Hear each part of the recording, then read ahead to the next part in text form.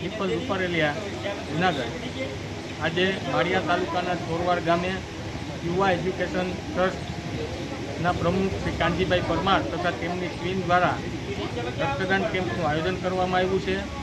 વારા શીતલબેન કે જે થેલેસેમિયાગ્રસ્ત છે કે જેને અઠવાડિયે 15 દિવસે લોહીની જરૂર પડતી હોય, યુવા એજ્યુકેશન ટ્રસ્ટે આ દીકરીને દત્તક લીધેલી છે. જ્યારે પણ લોહીની જરૂર પડે ત્યારે પૂરું પાડવાની ખાતરી આપી છે. મારી પણ ગ્રામજનોને આજુબાજુના ગામના લોકોને અપીલ છે કે રક્તદાન કરી અને કોઈનું જીવન બચાવવામાં આપણે મદદરૂપ થઈએ.